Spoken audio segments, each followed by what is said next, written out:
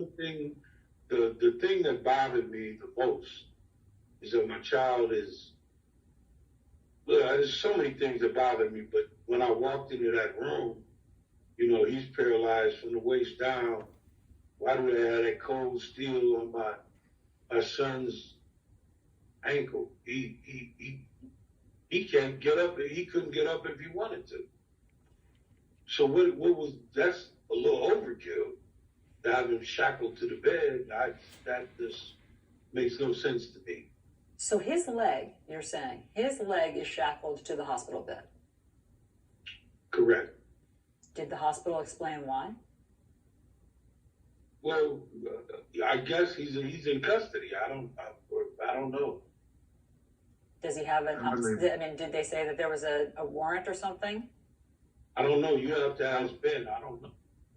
Yeah. Mr. Crump, what's the explanation for that? There's no explanation for it, Allison. It follows the pattern of deliberate indifference and excessive force. I mean, for a man to be paralyzed after you shot him 7 times in the back, and then you're gonna handcuff and shackle his leg. I mean, it is such an outrageous thing already that he was shot 7 times. This adds insult to injury, and it is the reason we're marching in Washington, D.C. today, because we're saying to America, we cannot have 2 justice systems, Allison, one for Black America and one for white America. And that's what we saw in Kenosha, Wisconsin, with the shooting of Jacob Blake Jr., and then with the young white supremacist who had an assault weapon and shot 2 protesters to death, and then walked down the street, Allison, with the assault weapon hanging from his neck, and no police officer that he walked by, no National Guard that he walked by, shot him in the back.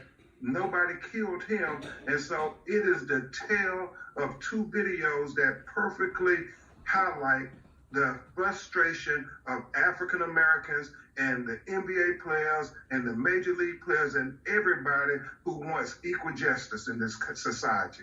Mr. Crump, none of it makes sense. I mean, this is part of why we're so happy to have you here to see if the police have been able to tell either of you anything about that disparity, as you describe it. But Mr. Blake, it's so heart-wrenching to hear that your son is already thinking about his future and what this means. Have the doctors told you if they expect this paralysis to be permanent?